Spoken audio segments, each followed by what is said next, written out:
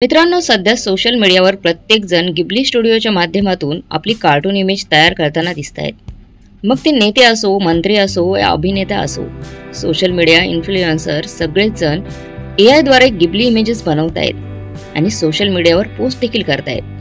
मागच्या काही दिवसांपासून इंस्टाग्राम आणि फेसबुकवर गिबलीने नुसता धुमाकूळ घातलाय. अशा परिस्थितीत जर एखाद्याने आपली गिबली इमेज पोस्ट केली नसेल तर नवलच मानलं जाते. कारण हा गिबलीचा ट्रेंड अवघ्या काही दिवसातच इतका व्हायरल झालाय की चक्क माणसाच्या हौशीपुढे AIने देखील हात टेकले. पण मित्रांनो, हा गिबली स्टुडिओचा नेमकी भानगड काय आहे? हा ट्रेंड इतका जास्त व्हायरल का होतोय? याचा एनिमेटर्स आणि स्केच आर्टिस्ट लोकांवर कसा परिणाम होतोय आणि सर्वात महत्त्वाचं म्हणजे यावर गिबली आर्टिस्ट लोकांचं काय म्हणणं आहे, सगळं आपण जाणून घेऊयात या व्हिडिओच्या माध्यमातून. तर मग मित्रांनो, सर्वात आधी गिबली आर्ट किंवा गिबली स्टुडिओ या शब्दाखाली गिबली या शब्दाचा अर्थ समजून घेऊयात. गिबली हा एक लिबिलियन अरबी शब्द आहे. याचा अगदी शब्दशः अर्थ काढला तर याचा अर्थ सहारा रेगिस्तानातील गरम हवा असाच होतो.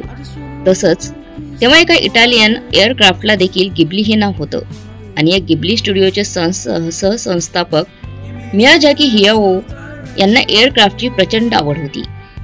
त्यामुळे त्यांनी आपल्या स्टुडिओला देखील गिबली हे नाव द्यायचं ठरवलं आणि पुढे याच नावाने जपानमध्ये मियाझाकी हायाओ यांनी इसिओ ताकाहाता आणि सुझुकी तोशा या कलाकारांसोबत मिळून एक ॲनिमेशन स्टुडिओ सुरू केला. हा स्टुडिओ तेव्हा हाताने काढलेल्या चित्रांचं ॲनिमेशनमध्ये रूपांतर करायचा आणि त्यामार्फत स्टोरी टेलिंग करत चित्रपट निर्मिती करायचा. त्यामुळेच गिबली स्टुडिओचं फिल्म म्हणजेच जपानी लोकांसाठी एक विशेष आकर्षणाचा विषय बनला होता. पुढे या स्टुडिओचे विविध ॲनिमेशन फिल्म्स तयार केल्या गेल्या, त्यासाठी पुरस्कार देखील जिंकले गेले आणि या स्टुडिओची बऱ्यापैकी चर्चा झाली.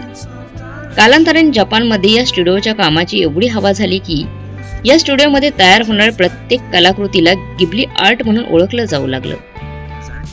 आणि मित्रांनो, तिथूनच या गिबली आर्टची सुरुवात झाली. म्हणजेच गिबली ही काही आत्ताची भानगड नाहीये, तर हा प्रकार अगदी 1985 पासून अस्तित्वात आहे. मग आता तुम्ही म्हणाल की हा प्रकार तर फार पूर्वीच तयार झालाय, मग तो आत्ताच एवढा ट्रेंडिंग मध्ये येण्याचं नेमकं कारण काय आहे? तर याचंही उत्तर सांगते. ओपन AI या कंपनीने नुकतंच ChatGPTचं एक नेटिव्ह इमेज जनरेशन नावाचं एक नवीन फीचर आणलंय.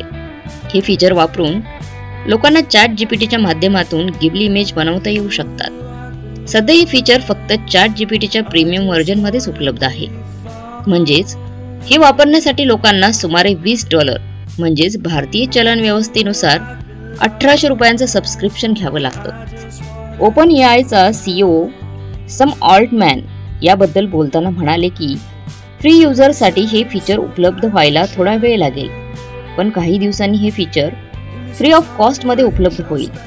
पण आता तुम्ही म्हणाल की सोशल मीडियावर तर हे फीचर आत्ताच धुमाकूळ घालतंय, मग इतके लोक थोडीच आपल्या गिबली स्टाईल कार्टून इमेजेससाठी एवढे पैसे खर्च करतील? तर त्याचंही उत्तर सांगते. जर तुम्हाला ChatGPT वापरून आणि AIचा रुपया खर्च करून गिबली इमेज बनवायची नसेल तर त्यासाठी देखील पळवाटा शोधून देणारे विविध टूल्स उपलब्ध आहेत. त्यासाठी सर्वात साधं सोपं टूल म्हणजे ग्रोक AI. आता तुम्ही म्हणाल की हे ग्रोक AI म्हणजे काय आहे, काय भानगड आहे? तर ग्रोक AI एक चॅटबॉट आहे जे काहीसं ChatGPT प्रमाणेच काम करतं. या टूलच्या माध्यमातून तुम्ही ChatGPT मधले काही प्रॉम्प्ट वापरून आपले फोटोज गिबली आर्टमध्ये रूपांतर करू शकता, तेही अगदी फ्रीमध्ये. आणि या चॅटबॉटच्या फ्री व्हर्जनमुळे सध्या सगळीकडे गिबली इमेजेसचा सुळसुळाट सुरू झालाय आणि तो आपल्या इमेजला, आपल्या फोटोजला गिबली स्टाईल कार्टून इमेजेसमध्ये कन्व्हर्ट करू लागलाय. आणि सोशल मीडियावर जिकडे बघा तिकडे प्रत्येक जण गिबली इमेजेसमध्ये दिसू लागले. कदाचित तुमच्या घरातल्या मुलांनी देखील हे फीचर वापरायला सुरुवात केलीच असेल. अवघ्या 3 ते 4 दिवसातच या टूलची डिमांड इतकी वाढली आहे की लोकांच्या डिमांड पुढे चक्क AI देखील हात टेकावे लागलेत आणि ओपन AIचे CEO सॅम ऑल्टमॅन यांनाच याबद्दल बोलावं लागलंय. सम ऑल्टमॅन चॅटबॉट युजर्सना उद्देशून म्हणाले की आता ChatGPT युजर्सने गिबली स्टाईल AI तयार करण्याबाबत थोडंसं रिलॅक्स व्हावं, कारण आमच्या टीमला सध्या झोपेची गरज आहे. म्हणजेच काय तर गिबली युजर्स जरी प्रॉम्प्ट वापरून आपल्या इमेजेस बनवून घेत असली तरी त्या संबंधित संपूर्ण यंत्रणा हाताळणाऱ्या लोकांच्या आता या फीचरमुळे चक्क झोपच उडाल्यात आणि यातूनच माणसाची उत्सुकता सध्या AI टूल्सवर देखील वरचढ होताना दिसते.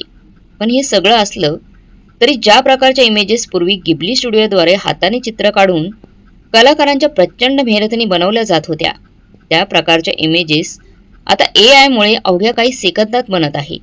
म्हणूनच AIचे फीचर सध्या एनिमेटर्सच्या आणि चित्रीकरणांच्या मेहनतीवर पाणी सोडत आहे, असंही याबद्दल बोललं जात आहे.